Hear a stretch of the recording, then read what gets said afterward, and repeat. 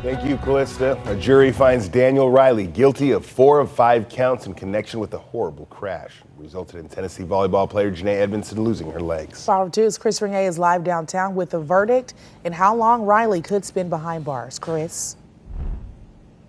We're talking good morning to both of you. We are at St. Charles and North 11th Streets here. This is where this tragic crash happened in February of last year. After delivering the verdict, the jury recommended that Daniel Riley spend nearly 19 years in prison. Riley was convicted of second-degree assault, armed criminal action, operating a vehicle without a valid license, and 1 count of fourth-degree assault. He was found not guilty on 1 other count of fourth-degree assault.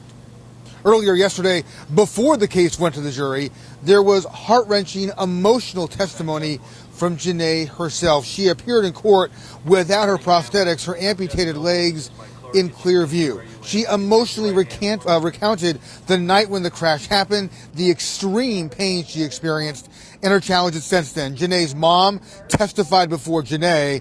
She was in tears during much of her testimony. Daniel Riley did not take the stand during the trial. Testimony from authorities revealed that Riley had fentanyl, codeine, and THC in his blood when he sped through the intersection here, violating a yield sign. A Chevy Malibu hit Riley's car, sending it airborne. The Malibu driver did not have time to react to avoid the crash. Janae was pinned between Riley's SUV and a parked vehicle. At the time, Janae and her family were in town for a volleyball tournament. They were simply walking back to their car when this tragedy happened. The jury deliberated for nearly 3 hours. After the verdict, Janae and her parents gave victim impact statements before the jury recommended the sentence. I wake up in the morning every day and I'm immediately reminded of what happened.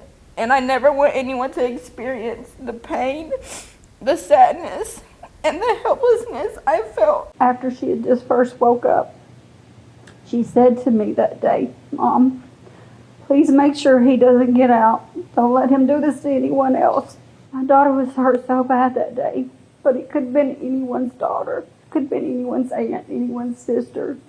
It could have been any of ours or yours. He cared about only his personal fun and his personal gain that night. April 18th. Judge Michael Noble will now have the final say in sentencing. That is set to happen on April the 18th. St. Louis Circuit Attorney Gabe Gore is set to speak about this case a little bit later this morning. For now, live downtown, I'm Chris Regnier. Thank you so much, Chris. And earlier that day, Janae Edmondson took the stand as the state's last witness. She courageously faced the man responsible for her lifelong injuries.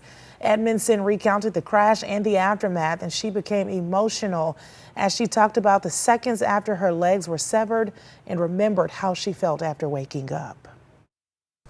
My mom came and was holding my face and she was saying, "Don't close your eyes, stay awake." Well, I heard my dad screaming and he was tying something really tight around my legs. I didn't know what it was.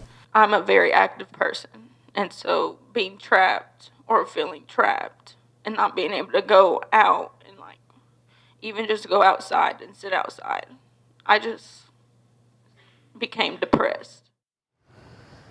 Jurors also saw photos of Janae going on to graduate from high school, learning to live without legs, and finding her way back to volleyball as a team manager with Middle Tennessee State University.